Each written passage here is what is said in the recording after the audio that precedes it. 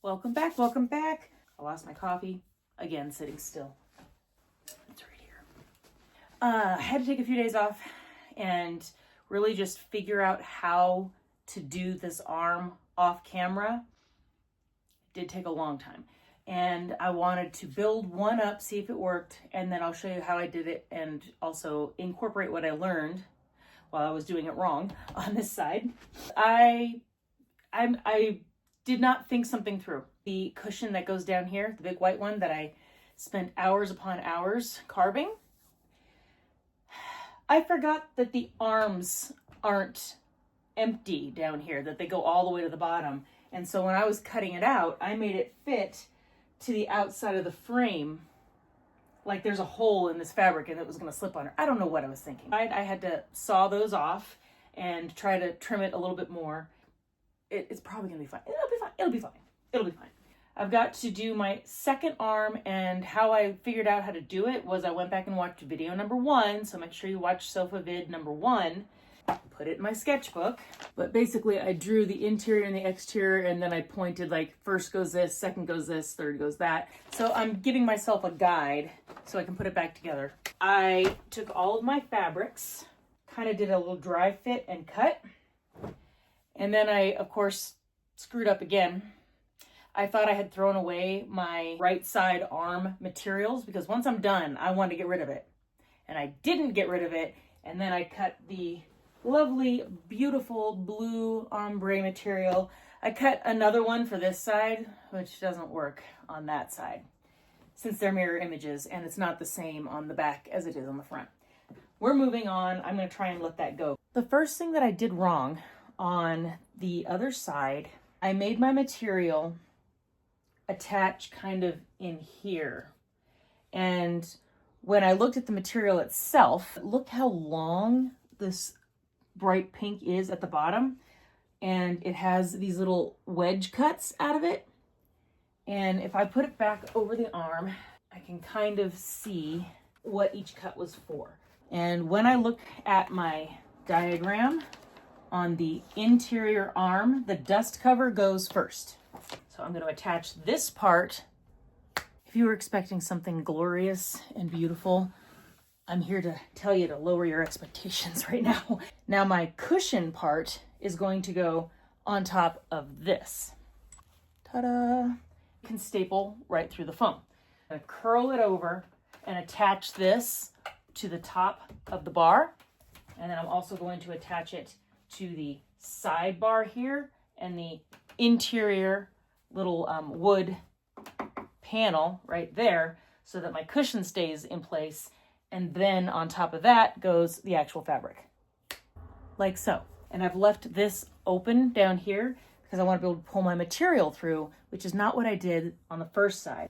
Now that it's on here and in place, I'm going to further tack these down just so that there's no ripples in the material when I put it on top. It's time for actual fabric. So this is a little nerve-wracking. This is purposely oversized, but I want to be able to shove it through and staple on the outside.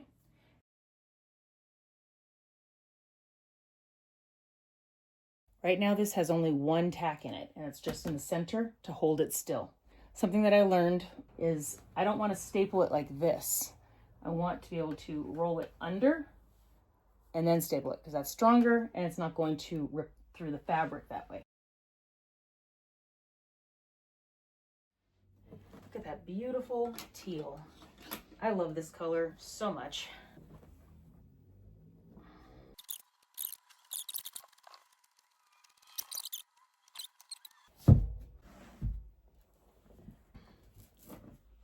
Legs, okay, there's cutouts in my foam. That's where that lines up pretty much. Oh, did I cut it too short? If this is too short, I'll cry. I mean, there's that.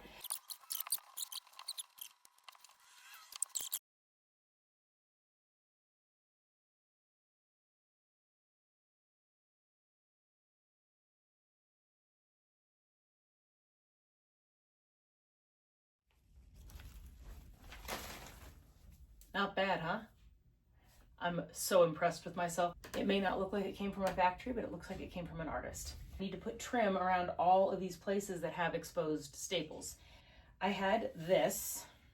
This went perfectly with my cushion, and I bought basically all the GIMP that they had, or almost all of it. White, navy, gray, cream, and silver, because I thought any one of those colors would work with this general aesthetic, because there are no mistakes. There are only happy accidents. So the navy on the trim pulls in the navy on the arms, and that worked out just perfectly. This is gold nail head trim. Attaching the GIMP is extraordinarily simple. I'm just using some Gorilla Glue and a little tiny craft glue gun. I'm just gonna run a thin bead around here. Adding this GIMP around the edge also helps, so if your fabric is starting to fray, it will stop that. I have laid down this sofa because I didn't want to worry about it dripping with gravity, so I don't put it on upright. And then just press it down.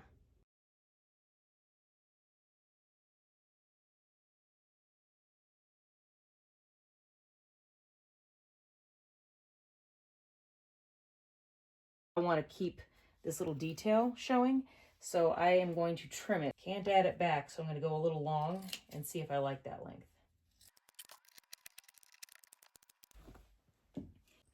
This is why I am doing this use what you have challenge, because oh my god, I just found the perfect trim in my stash to go around the edge. I forgot I even had this. I was today years old when I learned this. There's a little tiny chain of material that's almost like fishing line. You don't want to cut it, you just get a hold of it and then you pull it away down through the bottom.